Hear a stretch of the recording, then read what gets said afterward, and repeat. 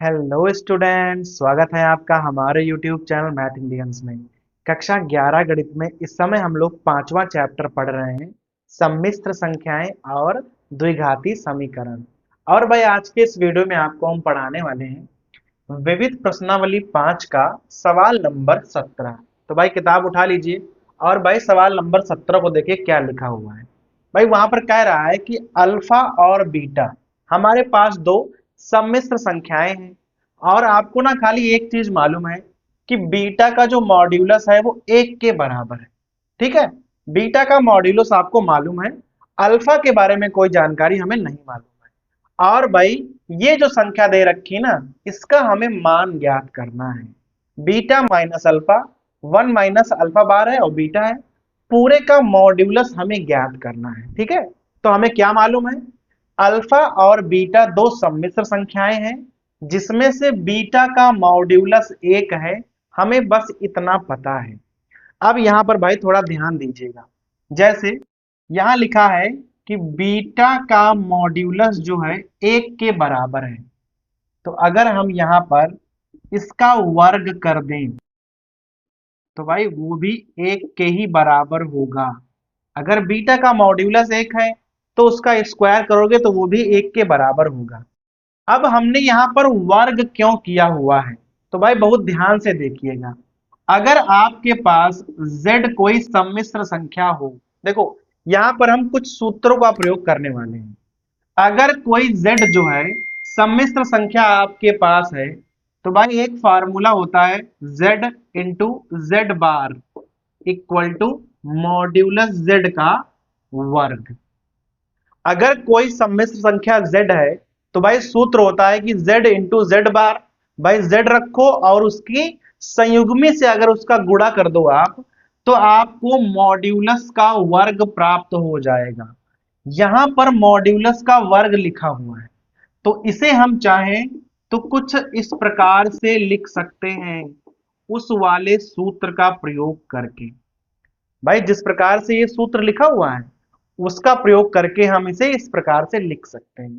तो जहां पर स्क्वायर लगा हुआ है, एक का मान है ना, तो उसे हम इस प्रकार से लिख सकते हैं। अब हमने ये किया क्यों है भाई, ध्यान दीजिएगा।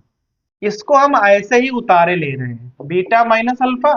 बस यहां पर क्या करेंगे, जो वन है पहले हम वन की वैल्यू ये रखने वाले हैं, तो यहां हो जाएगा मॉड्यूलस बीटा वर्ग माइनस, और भाई बाकी सब कुछ हमने वैसे ही उतार दिया है। करेंगे क्या, हम इसका मान हम ये वाला रखेंगे।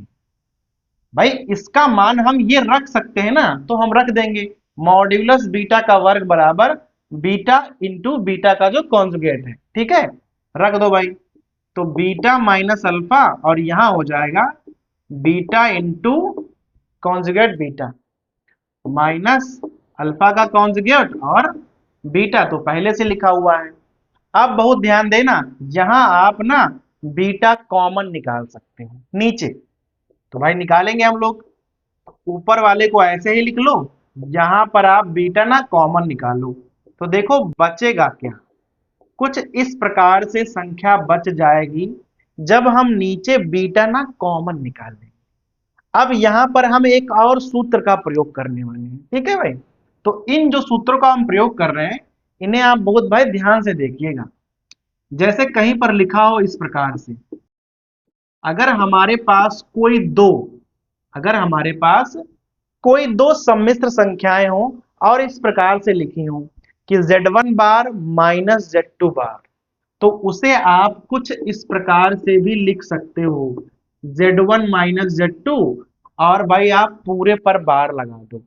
अगर अलग अलग बार लगा है और माइनस है तो आप संख्याओं को एक में लिख के आप बार लगा सकते हो। सेम हम यहां पर लगाएंगे भाई, देखना बीटा माइनस अल्फा नीचे, इसको ऐसे ही लिख लो, और यहां पर बीटा माइनस अल्फा और यहां आप पूरे पर इस प्रकार से आप बार लगा सकते हो। ठीक है भाई, अलग अलग लगा हुआ था, हमने क्या किया एक में ही लगा दिया।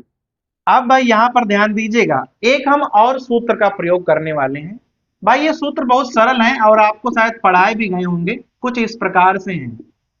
अगर कहीं पर Z1 अपॉन Z2 दो सम्मिश्र संख्याएं लिखी हुई हैं, भाग में हैं, और भाई इस प्रकार से ना मॉड्यूलस लगा हुआ है। तो आप क्या करोगे, दोनों को आप इस प्रकार से लिख सकते हो, और यही चीज आप गुणा में भी कर सकते हो। अगर कहीं पर इस प्रकार से दो सम्मिश्र संख्याएं गुणा में हैं और पूरे पर मॉड्यूलस लगा हुआ है, तो उन्हें आप कुछ इस प्रकार से भी लिख सकते हो, अलग अलग मॉड्यूलस लगाकर। अर्थात भाग में हो या गुणा में हो, मॉड्यूलस को चाहो तो आप अलग अलग कर सकते हो। यहां पर हम मॉड्यूलस को अलग अलग करने वाले हैं। देखना भाई, देखो ऊपर लिखा है बीटा माइनस अल्फा, तो उसको हम अलग कर लेंगे इस प्रकार से। लो हमने अलग कर लिया। नीचे भाई है ये बीटा, इसको हमने अलग कर लिया। और भाई ये चीज लिखी हुई है बीटा माइनस अल्फा बार, इसको हमने अलग कर लिया। देखा भाई, तीनों संख्याओं को हमने अलग अलग मॉड्यूलस लगाकर अलग अलग कर लिया है। एक और चीज, अगर कहीं पर इस प्रकार से लिखा हो मॉड्यूलस जेड, या भाई कहीं पर लिखा हो जेड बार मॉड्यूलस, दोनों एक ही चीजें होती हैं। अर्थात अगर कोई सम्मिश्र संख्या z है, तो चाहे आप उसका मॉड्यूलस निकालो या उसकी संयुग्मी का मॉड्यूलस निकालो, दोनों एक ही बातें होती हैं। अर्थात बीटा माइनस अल्फा कहो या बीटा माइनस अल्फा की जो संयुग्मी है, दोनों के मॉड्यूलस बराबर होंगे। बराबर होंगे तो कैंसिल हो जाएंगे। क्या बचा है, बीटा का मॉड्यूलस आपको शुरुआत में दिया गया था 1/1, और भाई आपका आंसर आ जाएगा 1। तो भाई सवाल में कुछ भी नहीं था, जो भाई छोटे मोटे सूत्र जो आपको पढ़ाए गए हैं सम्मिश्र संख्याओं में, बस खाली आपको उन्हीं का यूज करना है। बस कॉमन निकालना है इस प्रकार से रख के भाई, और कैंसिल करके सीधा मान रखना है, आपका आंसर आ जाएगा 1। अब भाई प्रश्न नंबर 18 पे आ जाओ। देखो क्या लिखा हुआ है, 1 माइनस आयटा है, मॉड्यूलस लगा है, पावर है x, बराबर है 2 की पावर x। कह रहा है कि हमारे पास ये एक समीकरण है, हमें हल करना है, x की ना हमें वैल्यू निकालनी है। लेकिन भाई वैल्यू में कह रखा है कि शून्येतर पूर्णांक वैल्यू चाहिए। अर्थात भाई जो यहाँ x का मान होगा, उसका मान हमें शून्य नहीं लेना है, शून्य को छोड़कर जो भी पूर्णांक में वैल्यू आएगी वो आपको बतानी है। ठीक है भाई, तो समीकरण आपको यहाँ पर हल करना है। तो सबसे पहले 1 माइनस जो आयटा लिखा है, इसका हम मॉड्यूलस खोलेंगे। भाई देखो, अगर आपके पास कोई z है इस प्रकार से, और भाई आपसे कह दे, देखो चाहे प्लस में हो या माइनस में हो उससे फर्क नहीं पड़ता है। अगर आपसे कह दे कि भाई मॉड्यूलस ज्ञात करो, तो सूत्र क्या होता है, under root x square plus y square. आप सेम फार्मूला यहाँ पर अप्लाई करने वाले हो। तो देखो भाई यहाँ पर क्या हो जाएगा, अंडर रूट आप लगाओगे तो हो जाएगा 1 स्क्वायर और प्लस 1 स्क्वायर। पूरे पर पावर कितनी लग जाएगी, x, सामने है 2 की पावर x, इस प्रकार से हो जाएगा। भाई देखो x की वैल्यू 1 है, y की भी वैल्यू 1 ही है। सूत्र चाहे यहाँ माइनस हो या प्लस हो, मॉड्यूलर सेम होता है। ठीक है, तो पूरे पर अंडर रूट लगाया, 1 स्क्वायर प्लस 1 स्क्वायर, और भाई पूरे पर घाते x थी तो हमने लिख दी। देखो अंडर रूट का मतलब होता है 1/2 पावर, तो पावर पावर की ना यहाँ गुणा हो जाएगी, यहाँ 2 आ जाएगा और 2 की पावर हो जाएंगी x/2। 1/2 पावर ये x पावर हो, सामने कितना है, सामने है 2 की पावर x। यहाँ ना आपको ना तुलना करनी है, पावर पावर की तुलना करोगे तो आ जाएगा x/2 बराबर x। देखो x/2 बराबर x, अर्थात x का आधा x के बराबर है। अब अगर किसी चीज का आधा उसके बराबर है, तो उत्तर ना शून्य के अलावा कुछ हो नहीं सकता है।